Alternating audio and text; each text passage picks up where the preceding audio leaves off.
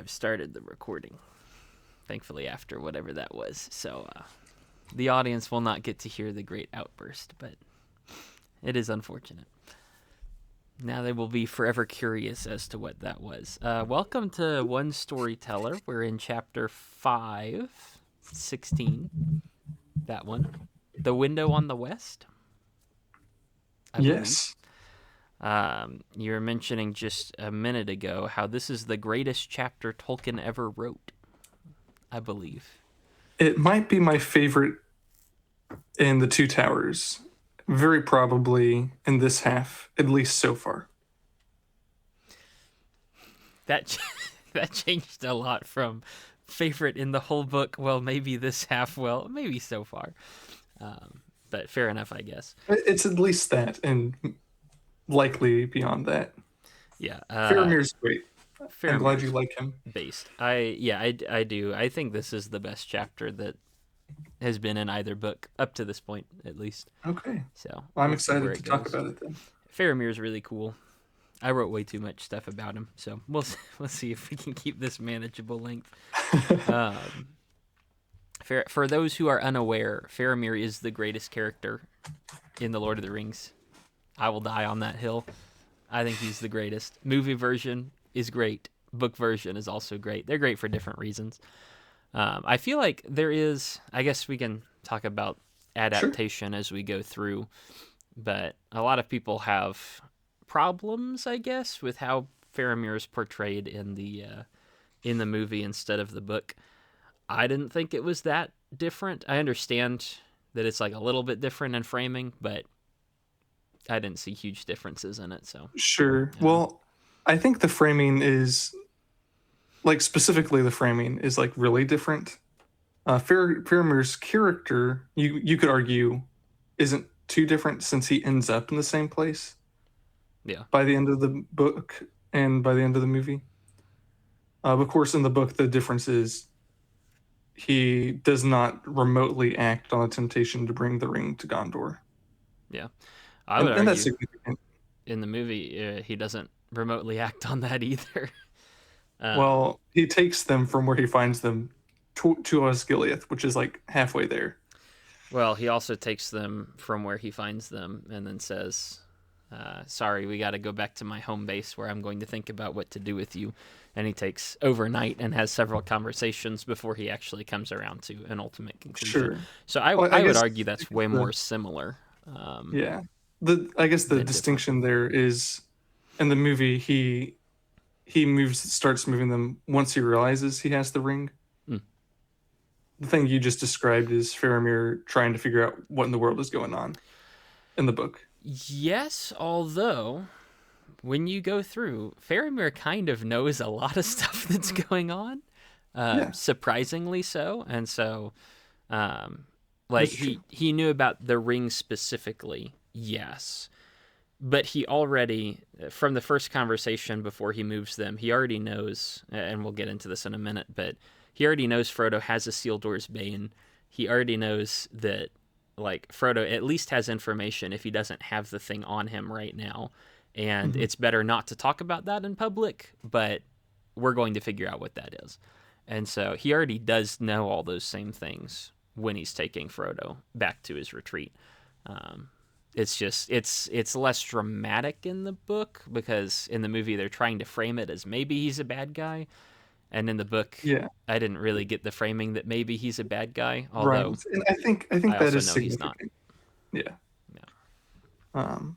And there's also a difference between I know you got the ring and waiting to verify. I see what you're saying, but there's still some amount of difference there. That's fair. I don't think it's as great as the Faramir haters in the movie complain it is. That we agree on. I'll complain about much more important things. Yes. Just wait for Return of the King. Yeah, the worst book ever written. The adaptation's rough at some points. Fair enough. I really like the part where all the skulls try and flood Aragorn. That was cool. Yeah, that's a bit much. I did watch an interesting video. I wouldn't recommend it. There was a quite a bit of language throughout. But it was a very interesting video on a comparison between the extended editions of the movies and the normal editions. And the guy came to the conclusion basically everything in Return of the King, every extended scene is kind of worthless and distracts from the point of the movie. And so he said extended for Fellowship and most of the Two Towers is better, but Return of the King you should just watch the theatrical edition because it's think I would agree more with that, legitimate. actually. Yeah. So I may try that the next time I watch them. I'm not sure. Anyway, we should probably talk about the chapter. Yeah. Hey, it's only been 6 That was a minutes. cool tangent. So the entirety of this chapter is Sam wakes up. Faramir's talking to Frodo at one point. They decide to move locations, and Faramir is talking to Frodo at a different point. They have dinner, and Faramir is talking to Frodo again, and that's that's the whole chapter. So it's over the course of like one day, I guess, half a day. You got a series of conversations building up. Yeah. Yes. Something interesting that I did notice, the form as it's going through, because you've mentioned to some extent that the Fellowship chatting amongst itself has one feel. Rohan has a different feel in terms of like cadence and how they talk and what they talk about. Faramir, as he's talking, is an incredibly thoughtful person. Because he'll have like multiple back-to-back paragraphs where he's talking, and it's reminiscent of, I guess, how Gandalf talks in Council of Elrond. It is, and like all the other characters, usually it's a couple sentences and then another character interjects for a couple sentences, and there's a back and forth conversation. But Faramir will just go for like 3 or 4 paragraphs at a time, and then let Frodo answer the question for 3 or 4 paragraphs at a time. So it is very interesting to watch how he talks, and I guess it makes sense why Sam would say, I guess you kind of feel like a Gandalf of sorts at the end of the chapter. Yeah. One reason why it's not like Faramir's a windbag like a Butterbur. Or Gandalf. But, well, I was going to compare him to Gandalf in this, though I can sort of see what you're saying. But Faramir's speaking so much, one, because Frodo's being cagey right now, for one thing. But also, he is, 2 other things, rather, is he knows what he's saying is valuable. And I think he's also trying to put the hobbits at ease. Like, here's who I am. And the more he talks, the more Frodo is willing to trust him. Yeah, that's definitely part of it. You can also just see in his kind of reasoning, he's not closed down to them. He's not like their interrogator, I guess, is the feel for it. He's just trying to be a normal human being. When they ask him questions, like that. He'll answer them and engage with it for several paragraphs at a time, and he'll just go. I like it. Gandalf was just very descriptive. Faramir's not really, because he'll jump topics or whatever. He doesn't waste 40 pages on an uninteresting side story. But so I think he's cool. That said, I like Faramir more than Gandalf anyway. So basically, at the end of last chapter, the Rangers of Gondor had gone to invade, or not invade, but take out the army, the Southrons, who were coming up to attack. We begin, that was a successful attack, and Faramir comes back with kind of an army and puts Frodo on trial. Specifically, he's asking about anything to do with Boromir and Isildur's Bane are the 2 things he wants to know. We will find out why a little later, if it's not already obvious. Faramir wants to see the Bane, Isildur's Bane. He's really intent on that. I guess he also knows like the rhyme or whatever Boromir had about the Isildur's Bane. I forget what that rhyme is. I assume Isildur's Bane is bad. I think. Yeah, it's back in the Fellowship of the Ring. Yeah. Is it also Council of Elrond? It is, yeah, because Faramir has a vision Mm-hmm. from Eru Iluvatar. He was just God. Mm. But they don't know exactly who it's from, but he gets this divine dream. He tells Boromir. Faramir has it several times. Boromir has it once. They tell their father, and he sends Boromir to the Council of Elrond. Mm. And the rhyme is basically go to Rivendell. A halfling will stand and show you Isildur's Bane. Okay.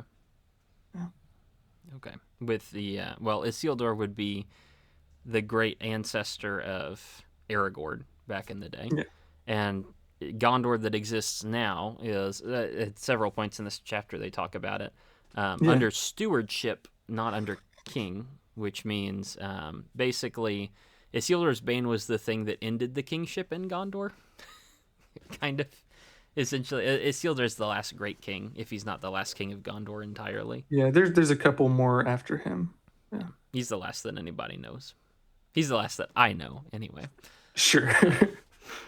So that would have a connotation of something that is negative.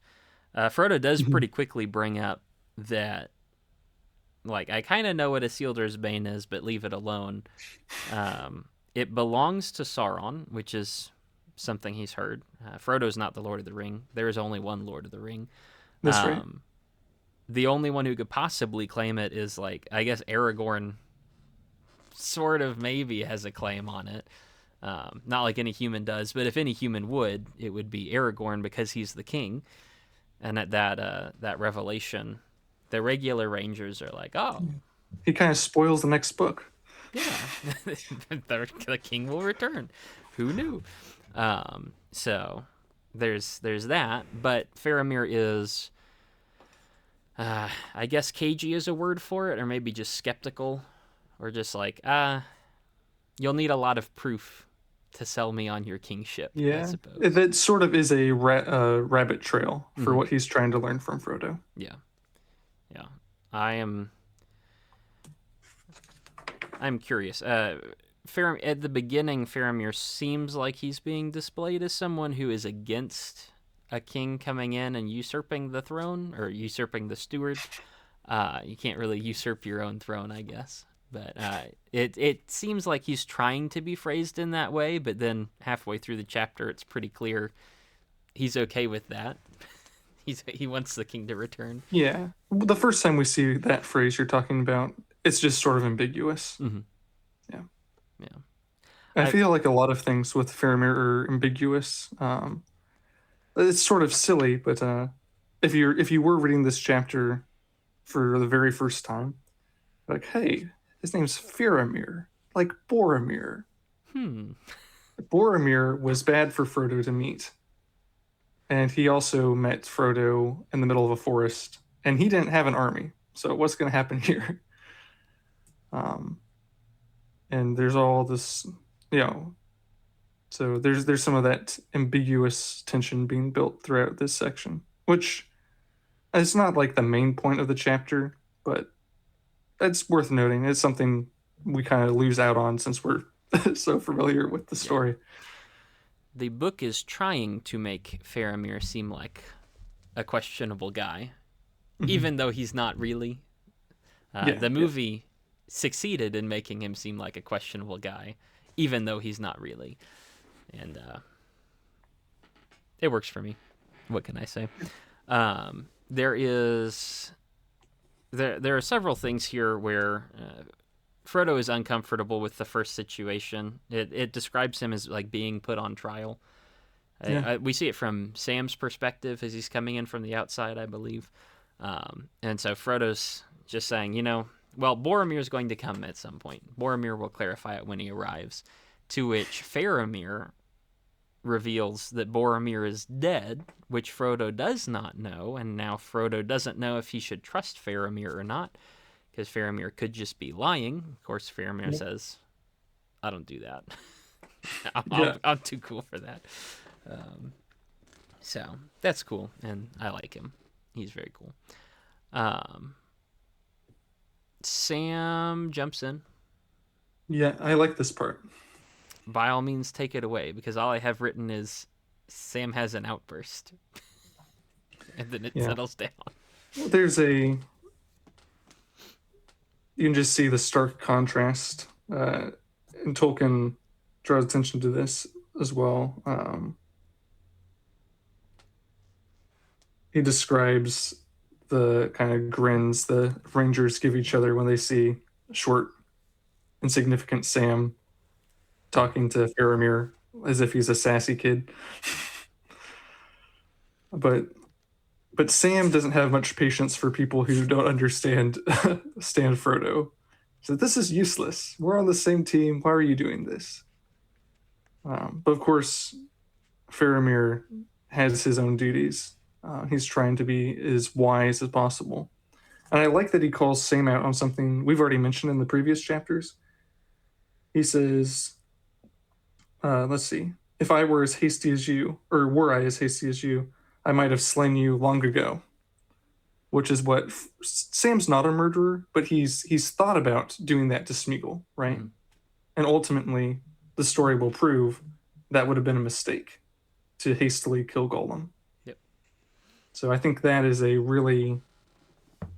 a really important contrast, and maybe it's something Sam is always going to be skeptical of Gollum, and it's good he is, but I think this might resonate with him. It says, "You're a hasty guy. You should be grateful I'm not being like you." Yeah, that's true. There are a couple things in this chapter that are mentions of how Sam speaks up when he shouldn't. Yeah. And it's like, okay, there's a reason that you let Frodo speak for you. There's a reason you're supposed to stay in the sidelines and the background, and that's Mm-hmm. okay. So this is one of them. And then later, the next time he says something is also a mistake. But But not really, as we'll see by the end. No, it works out, but not a great track record, shall we say? Yeah, you're right. So this is also where Faramir allows himself to get distracted on the Boromir thing and talks about Boromir for a bit. This so Faramir gets a weird. He has a weird kind of spiritual connection to his brother, I guess. Boromir. By the way, Faramir and Boromir are brothers. If you don't know. Okay, I see. Just in case you missed that. I've read this text very carefully. So he says, like 11 days ago or whatever, I heard the horn of Gondor. Mm-hmm. Which, like, no, he didn't. You can't. Like, that's physically not possible, I don't think. On all the way up in the Anduin River, wherever Boromir was, going all the way down into Gondor, wherever Faramir was, I would guess that's not a literal thing.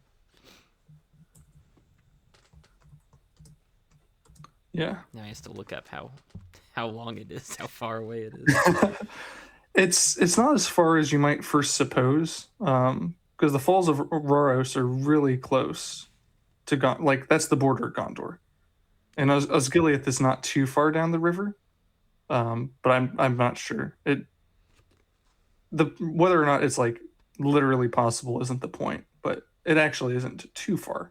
Okay. I think it's not literally possible. I back this fine. up with the whole conversation about there was a boat that went out, and he sees this boat. It's like a vision, I think. He says it's like a dream. It wasn't a dream because I wasn't asleep, but it also doesn't seem to be something that actually happened. I don't know. He saw Boromir. The horn was missing. He saw Boromir's like elven belt. He went out to the boat and saw his brother, and then he just watched as the boat like carried on past him. So he saw his brother and didn't attempt to rescue him from the stream, or didn't attempt to, take the body and take care of it himself. It seems like I think it's expressed as something that is like a trance more than an actual thing that happened. Sure. Yeah. I think we're meant to take Faramir at face value when he says, like, I can tell the difference between a trance and reality. But ultimately doesn't matter too much. Like, he either providentially entered a trance or providentially was at the river at this exact moment to see him pass by, you know? Mm-hmm. Something has But one of communicated. the notes, yeah, exactly. But one of the notes he says to Frodo when Frodo doubts this is, you don't know those elven boats, man. Yeah, they can go down a waterfall. um, Yeah. Elf boats are magical. Frodo is suspicious and thinks maybe that is Sauron doing it. To which yes. Faramir says, "No, it wasn't. Like I would know the difference between Sauron doing something and the elves doing something. Like Mhm. I can tell good and evil. It wasn't a bad thing, That's right. but Yeah, he still. does say that. Um, so kind of a weird little thing. And then Faramir gives a little lament for Boromir that Mm. almost seems like he's saying Lothlorien killed him, which is kind of true. It's not exactly wrong, but he's like, why did you go there? What did the lady in Lothlorien do to you that messed you up so much? I think all she did was look at him, and Boromir Yeah. was condemned. It's very much like Jesus looking at Peter, and then Peter walks away. It's very Hmm. very similar to that kind of situation.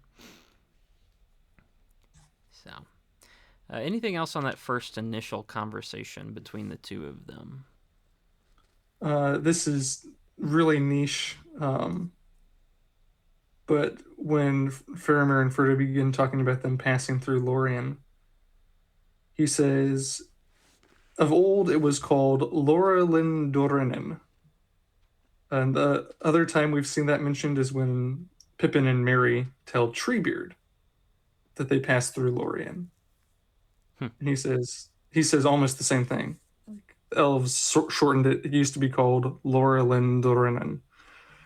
Um, so it's probably not an accidental parallel that you have two hobbits encountering someone in a forest, Hmm. and they both reference Lorien, and it shows that they know a lot about the world. Like, it's one thing for Treebeard to know this information, right?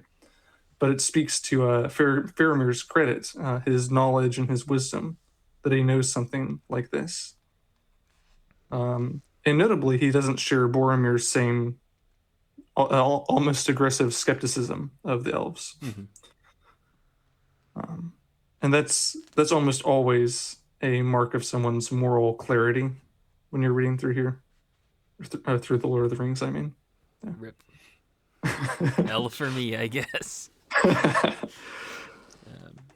yeah, that is true, right? He can see the good in it, and he is aware that he does not know very much about elvish stuff, and so he Mhm. says, it's probably good, but like I don't know, man. Right. Yeah. we Right. we just haven't experienced that in a long time. Is the line of it? He talks at some point about and we'll get to that later on, I'm sure. When he talks about how he comes from Gondor, which used to be kind of an elevated form of humanity, like a greater form, but we've Mhm. lost that over the past years, and Yes. it's Yeah. faded away along with everything else. And so you have that that's a big driving force for Gondor, which is why Boromir was so set to try and get the ring to save his Yes. people. That's right. Yeah. Yeah. But it's one reason why Faramir is set to not get the ring, because he doesn't want to Yeah. destroy So his we'll people. talk about that So more because that is, yeah, you're absolutely right. That's super important. incredible. One small note Yep. left I'll say here is the hobbits encountering help in the forest goes back to like Elrond's final words to them. He says, "I can't see everything that will happen on your journey, but be on guard because there will be enemies at different turns, and you'll find help unlooked for." The first help they find is Lorien, which isn't super unlooked for, but it sets the pattern for the next secret helps they find, which is interesting. Like Gollum. He's a He's great not help. quite in the same subcategory, but that does technically count. Yeah, Yeah. yeah. Like the orcs that rescue Frodo after Shelob. That was a They problem. got him out. It Hmm. sort of counts. Yeah, yeah. Well, we can have that discussion later on. Yeah, Uh, you're wrong with that one. probably. So this is Frodo's like, all right, that's cool. Can I leave now? And Faramir says no. Right. Mhm. Something about I have to be wise with how I deal with this because if there is a benefit to my people and then I just let you go, then I'm gonna be killed for it. Yeah, Um, and moreover, it's illegal to let people pass through the realm of Gondor without bringing them before the steward, yep, or strangers pass through. I mean, yeah, yep. So it is to Faramir's credit that he is willing to hear them out yeah, on that. and this makes him a lot like Aemir. Mm-hmm. Yeah, he was also willing to bend the rules when his conscience convinced him that was necessary. Yeah, there's probably a reason they're both rated sevens on the Lord of the Rings Stratego. Yeah. They're like the same guy. Boromir's only a 6. Rip. Oh, With Treebeard, Arwen, and Haldir, which is a really weird set, but at least they got their own names. 5s and lower are just generic guys. I know way too much about Lord of the Rings Stratego. It's a great time. So they depart. Faramir says, "I'm gonna figure this out tomorrow morning," but for now, we're going to wait and talk about that. They start to head out, where Faramir again brings up Isildur's bane, and he says, "Look, I didn't forget about that, but I pushed you a little too hard before. Not everybody needs to know about this, so we'll keep it between ourselves. But you do know what you're talking about, so please, tell me instead of hiding it." Um, yeah. which is fun to see. Um, let's see. Faramir also here, and somewhere in these pages, brings up that he's figured out that Frodo and Boromir had some kind of falling out, Hmm. and that Boromir left in unfavorable circumstances, and it probably had something to do with this Isildur's Bane thing. So he kind of knows everything just because he's able to deduce it. You can write characters that are smarter than you are, I think, and Faramir might be one of them because he just kind of he doesn't know all of the details. Like he doesn't know the ring is a ring, but he does know that Frodo probably has the thing, and Yes. Boromir was probably trying to take it for the benefit of Gondor. He also knows that it wouldn't be a benefit to Gondor to take it there, and so there's an interesting layer. Probably helps inform Faramir's hesitancy to grab to just take Frodo straight to Minas Tirith because who knows what problems that could bring with him. Yeah. It's that's a good point. And this I keep bringing up parallels and contrasts. This is something that shows contrast between him and his dad Denethor. Mm-hmm. Is he loves his brother immensely, right? But he's aware of his flaws, Yeah. and I think that plays into exactly what you just said. Denethor uh, seems sort of blind to Boromir's faults, and that contributes at least a little bit to the problems we'll see with him in the next book. Mm-hmm. Yeah. Whether he erred or not, he died well, achieving some good thing. Yeah. So better in death than he was in life, which is kind of tough to see. It's also around here that Frodo says, Boromir respected Aragorn, and Faramir says, yeah, he did, but he also kind of wanted to be king. So if they had both arrived in Minas Tirith together, there would have been trouble, and that would have gotten way more complicated. It's almost like he's saying, it's kind of better that Boromir died early. Um, Better to die a hero than live long enough to become a villain, as it Yeah. were. That's how we could interpret what Gandalf says. possibly. Mm-hmm. Here, I wouldn't say I wouldn't push Faramir to saying something that extreme, Yeah, um, it's but it is an implication you could draw from that. Yeah. mm-hmm. It's Boromir wanted to claim kingship. Denethor said no, or at least back then he said no, um, and but it was always a thing in Boromir's mind. So it probably would have been navigable, but Right. it's not necessarily something you want to deal with in the midst of the war that's happening. Oh, sure, sure. So, you know, always look on the bright side of life or something like that, is what they Wait. say. There is, as they're just strolling along the road and talking, they run across. Faramir calls him the Grey Pilgrim, or Mm-hmm. I think his name was Gandalf or something like that. Mithrandir. Yeah. Yeah, so they're familiar. He's familiar with Gandalf. Gandalf used. I was unclear on this. Is it that Gandalf consistently used to come to Gondor to study, or does Faramir just remember that last time that he went to Gondor to study? At least the last time. I wouldn't be surprised if he came there every once in a while. He would just show up and kind of research stuff, Yeah. I think. It's probably the best library that anyone has around, Mm-hmm. or second best library. Yeah. Best Southern library, I That's suppose. right. Hey, I guess. it's Oh. good for Gandalf since he travels around so much. He can either go to Rivendell or to Gondor. Mm-hmm. Yep. One of those is good, and one of those is Rivendell. What can we say? That's Um, crazy.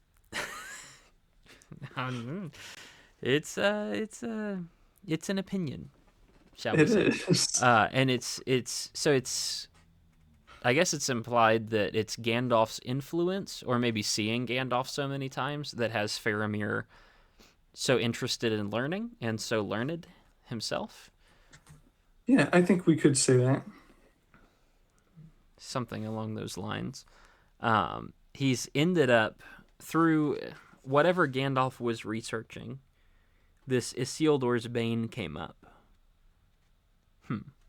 And Faramir has figured out that there is something that is Isildur's Bane. He wasn't able to get the idea that it's a ring, but he was able to get the idea that it is poisonous to wherever it goes to. And so he expresses, like, I know that it's a Gondor thing, but also it kills everything it touches. I don't want it to go to Minas Tirith if you do have it. Yes. Is part of his Yeah, part he of his recognizes worry, there's trouble to it. which is good. I'm glad he does. Other people also recognize that there is trouble with it, but then they won't avoid it. Oh, yes, that's a good point. But Faramir does, which is very similar to, like, I guess Gandalf and Galadriel are the ones who come to mind. When they were given the opportunity to take the ring for themselves, they said, no, I would take it with the intention to do good, and it would end up very, very poorly. Instead of the Dark Lord, you would set up a queen or something like that. And so let's not do that, and let's keep it out of the homeland, as it were. Yeah. There's this really powerful moment as they're, I guess, still walking a little bit or preparing to walk. He says, "But fear no more. I would not take this thing if it lay by the highway. Not even if Minas Tirith were falling in ruin, and I alone could save her." And he continues a little bit more after that, because he does not wish for triumphs or for such triumphs. He says to Frodo, and this isn't a cop out for Faramir to have committed to this. Yeah. It's just consistent in his character, and it's something that makes him, in contrast to Boromir, obviously, when push came to shove, and certainly to Smeagol, who we've been spending a lot of time around recently.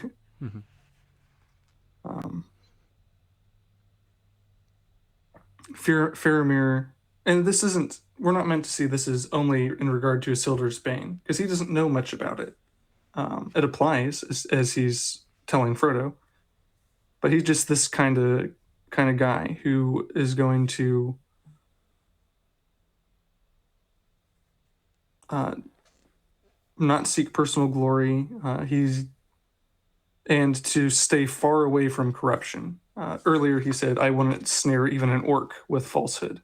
Yeah. Right. So he's committed to keeping all kinds of corruption away from himself. Um, and so it's not a cop out. It's a really important quality that he's committed to. Yeah. I won't use a weapon of the Dark Lord for Minas Tirith's good or for my glory. Yeah. Right. Even if that could theoretically save, the ends do not justify the means. Yeah. Which is Faramir is very aware of that, thankfully. Yes. It's really powerful. And I think it's almost like a duty versus faith thing. As Boromir, he loves Gondor and he has good motivations. He wants to rescue Gondor, although it's colored a bit by his desire for triumph, as Faramir tells us. But Faramir is here with an even more clear responsibility. He's closer to Gondor. He also has a direct command from his father. That would be a perfect excuse to take the hobbits there, even if he had some doubt. But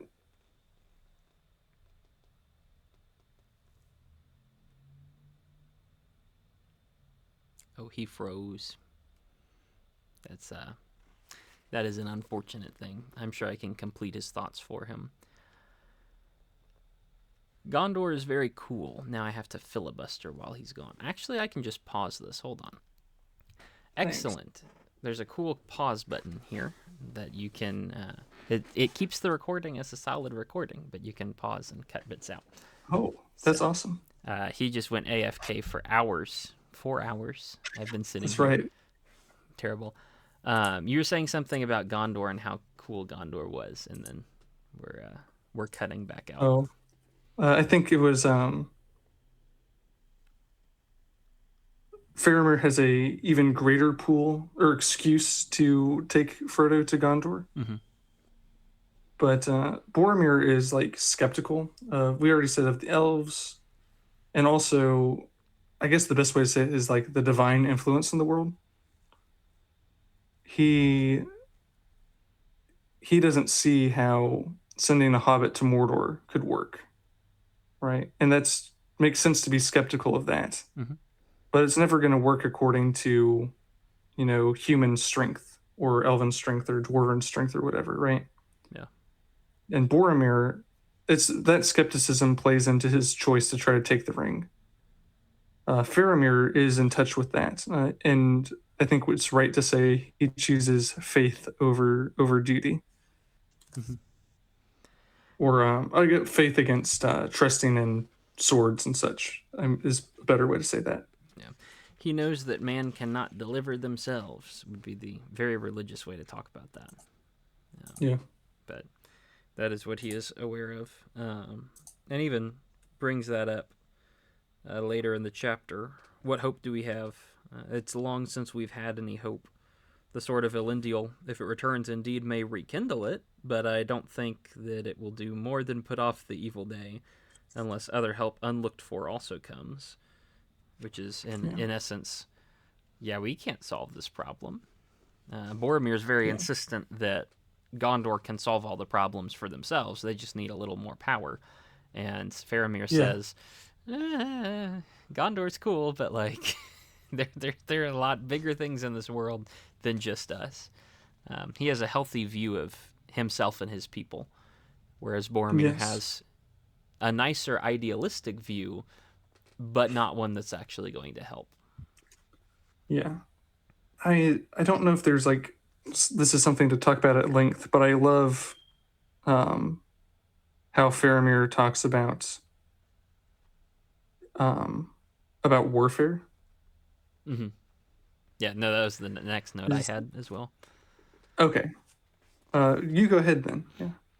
He just says, um, "I don't like war for war's sake." I feel like there's a difference there. Boromir is not bloodthirsty, but he is like the captain of the guard or whatever. That's kind of his job. That's his motivation, and he's next in line to be steward and to lead in whatever conquests. Faramir says, "I just like the city to do well." And so since we have an enemy who's trying to kill us, yes, I'll defend it. But like that's not really the point. War for war's sake is not the way he does things. I just want war is useful to protect what is good, and that's it. All right, it's a means to an end, but it's not a glorious thing in itself. So he has a very nice view of that. He wants to use it for something good, not just do it because he wants to kill stuff. Is that along the lines of what you were thinking? Yeah. It's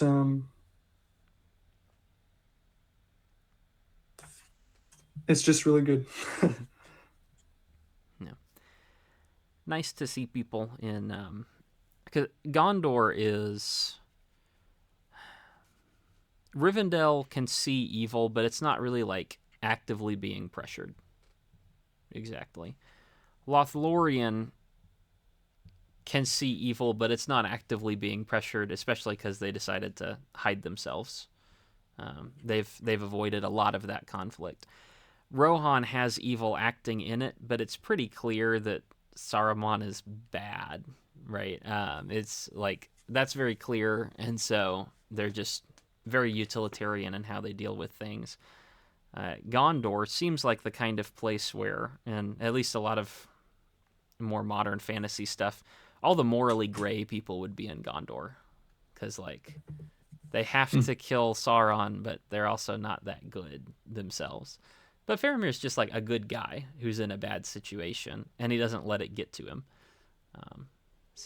That's comforting to see, and it's always nice to have that kind of character. I think that's one of the reasons why Faramir stands out to me as the greatest guy. I'm a big fan of him. No, I like how you said that. So Faramir is willing to help, and he wants to help his people. Theoretically, Denethor's command says, to help Gondor, you must bring all people to see me.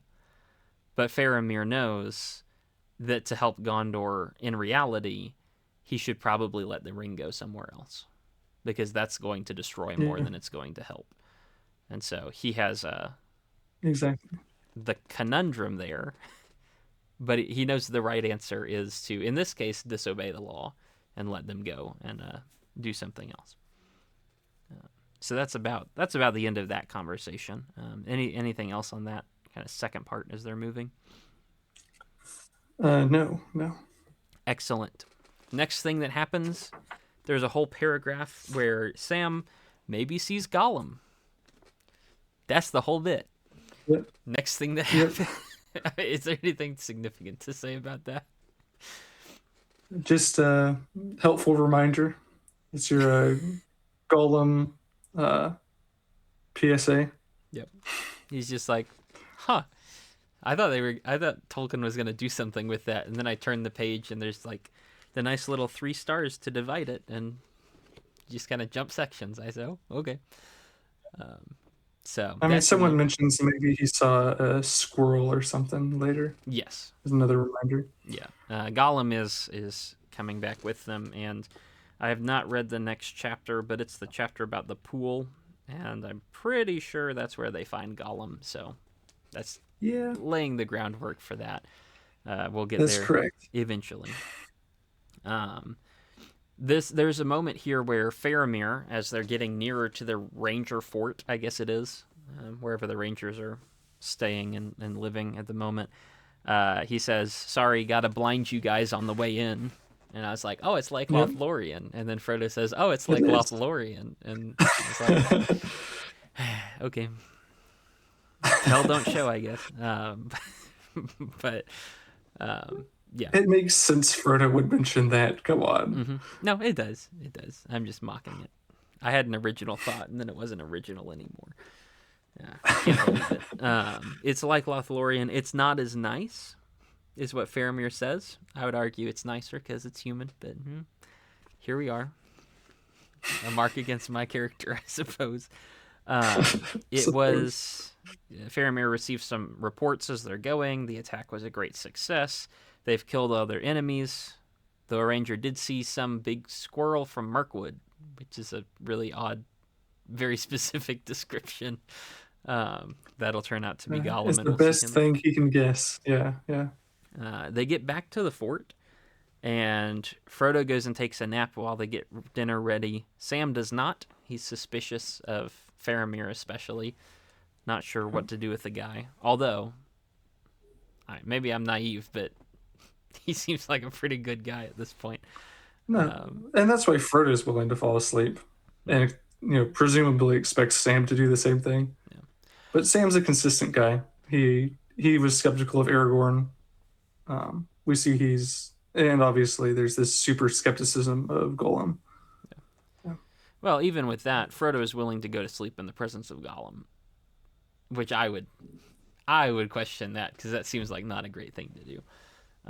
But it is consistent on both of their characters' parts for Frodo to take a nap and Sam to sit awake, just in case. Not like he would be able to do anything against Faramir and a whole army, but it makes him feel better.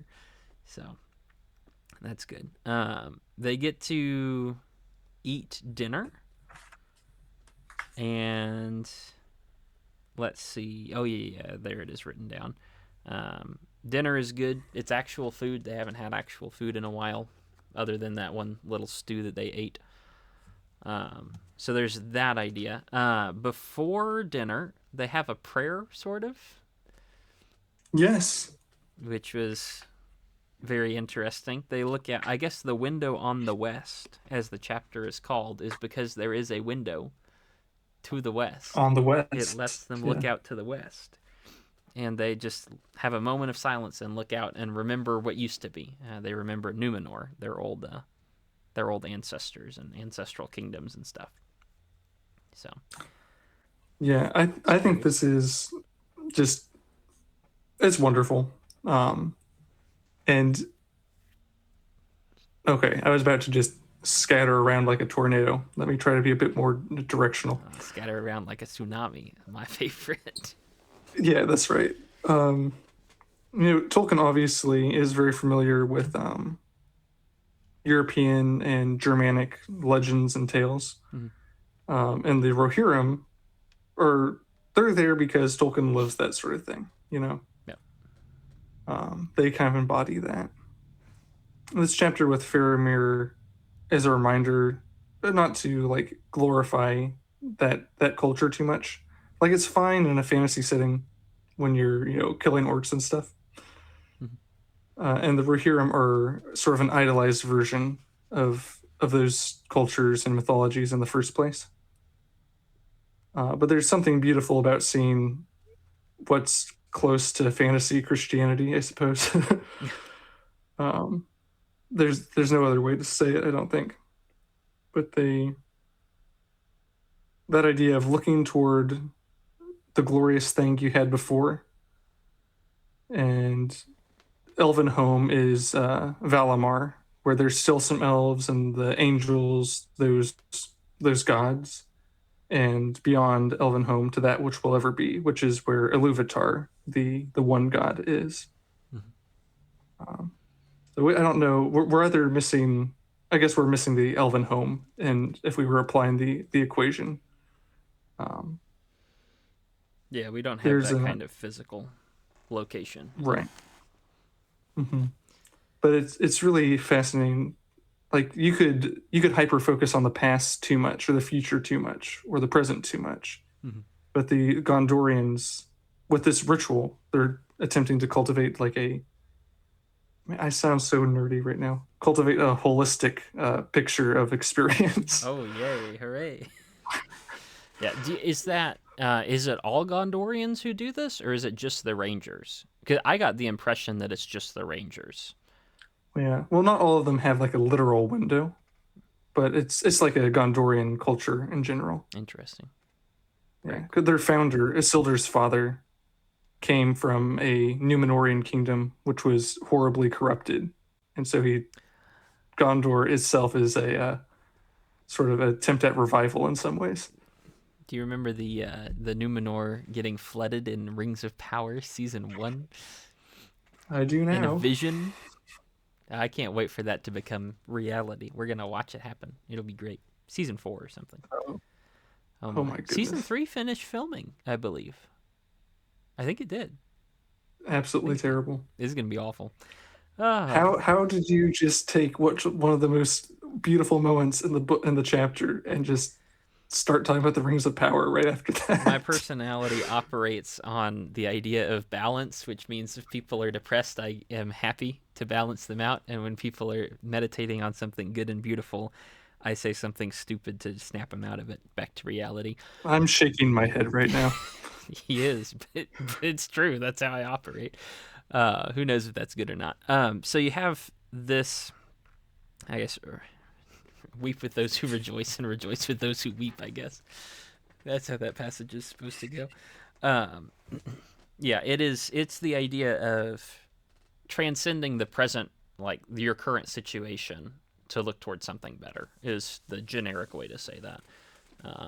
And so they look towards the glory days they used to have, which they don't have anymore, but they used to have them. So they remember that, but also look towards glorious things on the earth, and then even past that towards, I guess, like Yeah. full heaven instead of whatever half heaven Mhm. elven home is. Whatever.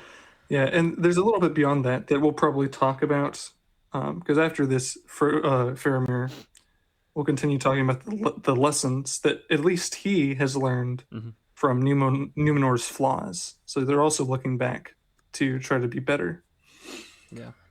Yeah. The Faramir, I don't have that much more at this point. Faramir, are you talking about when he's referencing Gondor and how Gondor used to be like high humanity? Yeah, that's part of it. Yeah. Yeah. Well, this is so after dinner or during and after dinner, Frodo tells a bit about his journey, and then really tries to shove the onus on Faramir to actually do some talking. And so Faramir does the talking, and he talks about Gondor. He talks about their hope. They don't have very much hope because they've weakened. And then he brings up this idea that they used to be high humans. I guess now they are unaddicted. Yeah, never mind. I Yep. Had to say something like that. It was really difficult to write the word they used to be high people and not think a certain connotation. But he means high in the Yeah. sense of they used to be great. They used to be, I guess, ideologically high as well as physically more capable. They used to have Yeah. better construction methods. They used to have all sorts of different things, and now they don't Just anymore. about everything. Yeah. Yeah.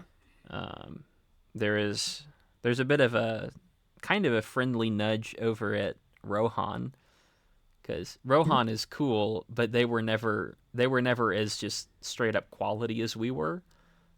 But now we've become Yeah. like them. Is we have decreased to become the middle people, the men of Twilight. Faramir is giving the Lord of the Rings equivalent of "We are the middle children of history" speech from Fight Club.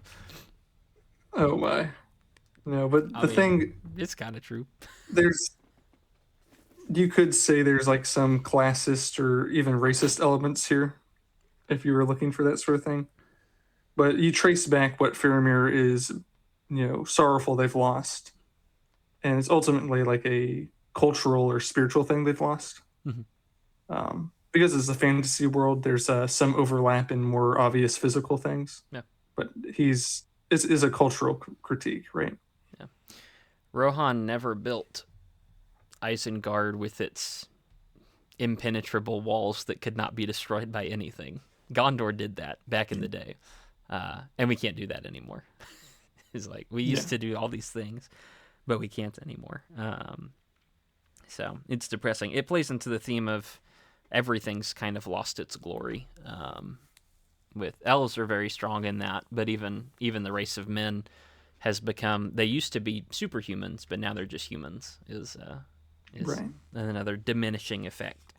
And unlike most, I feel like when you get to Boromir as a character, he has this idea that Gondor can solve all its own problems because they haven't lost all that much. Like, they're still pretty great. Whereas Faramir is able to look at what was and recognize, like, look at how far we've fallen. If we couldn't even attain to those standards, how could we rescue ourselves? Some people would say that that is pessimism. Yeah. I would say that's just how life is. So. Yeah, and that's true. One of the things, I mean, I don't know how often we're going to do this sort of thing. I'll try not to linger over long. But one of the specific critiques of old Gondor, or well, guys, for Faramir, not that old, but basically current Gondor, is that you have these kings who are more concerned with themselves than the others, or than other people. And one of the things is they don't have hope for the future unless they can find life or unveil some mystery with some great discovery. And one of the evidences of that is that they stop having children. I did not catch that.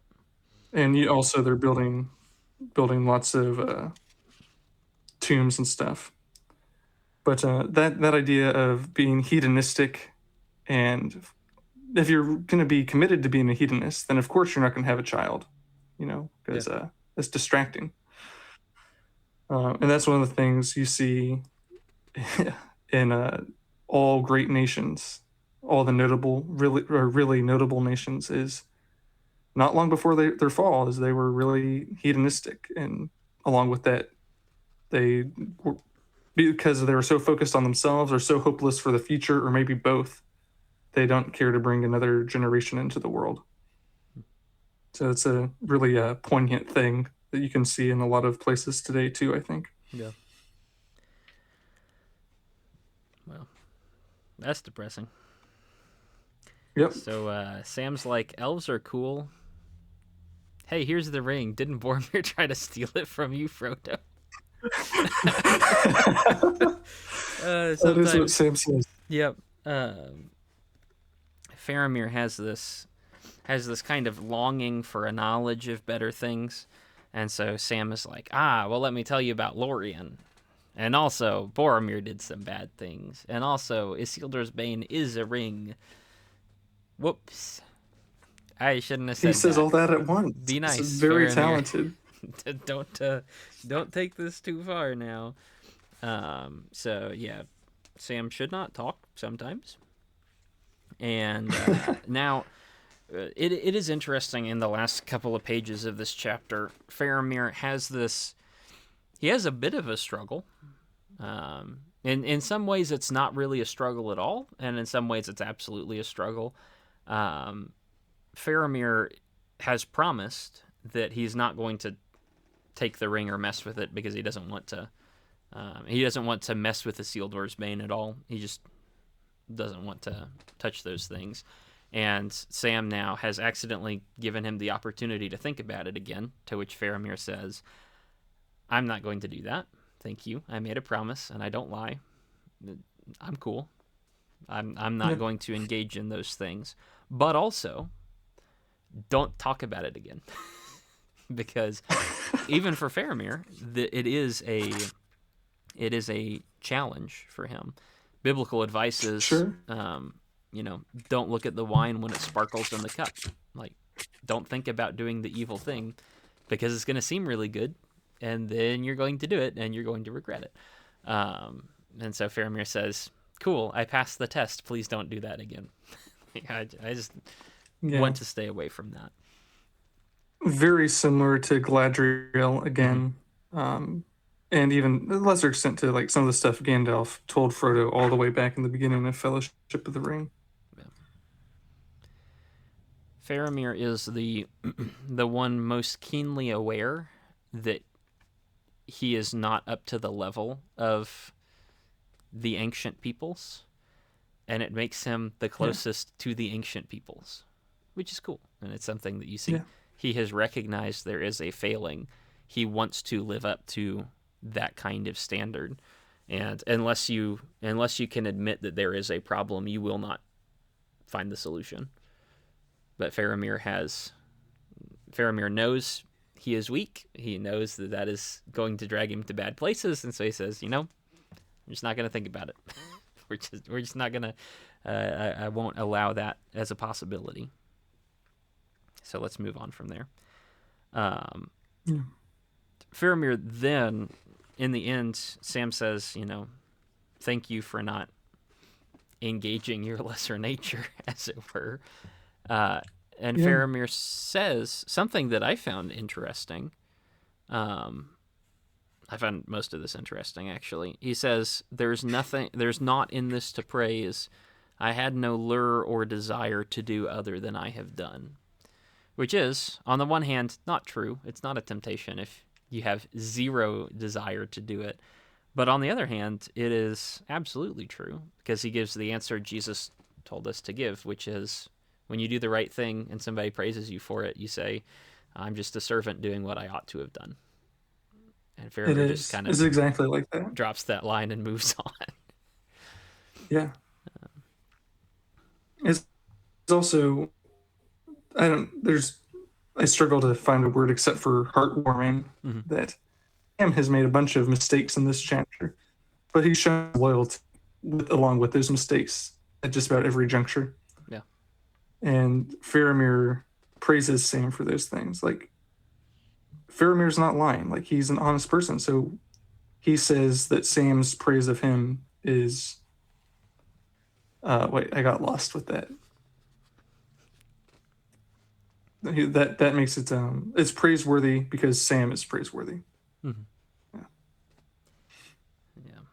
And he also has...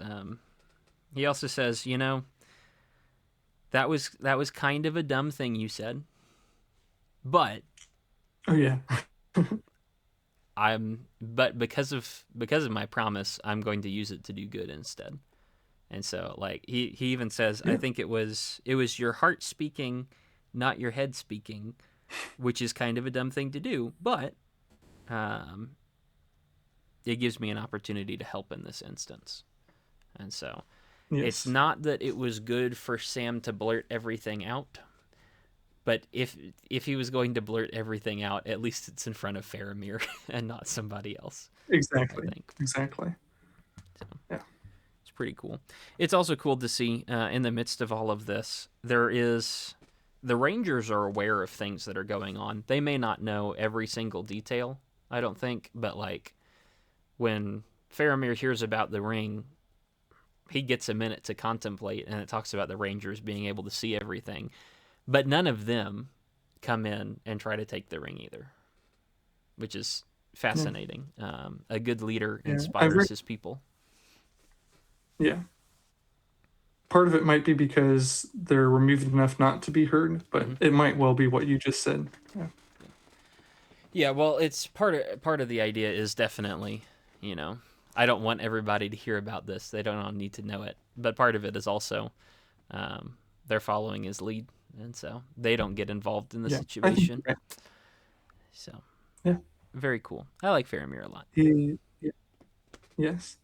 I probably should have mentioned this earlier, but I have to say it in this chapter, is when Tolkien was asked which character he thought was most like himself, he said Faramir. And I think it's for the reasons you admire Faramir, is Tolkien sees... in the unpacking of that quote, he basically describes, Faramir's just a normal guy who's doing his best to commit to good things, Yep. Bless him for it. Yeah. Very cool. So, excellent chapter. Yeah. Can't wait for him to have a good ending. Rip Denethor. He does. No thanks to his dad, but that's a discussion for a later time. That's right. Unfortunate. Did you know you can have parent issues and still turn out okay? Hey, there you go. Didn't realize that was the entirety of Tolkien's reasoning. Oh. We're halfway through. 5 chapters left. Oh, very cool. Well, we will pick up with the pool chapter next time, where we ask the question: Can Gollum swim? The answer is, why do you have a boat in the Not Hobbit? here. And on that note, there we go.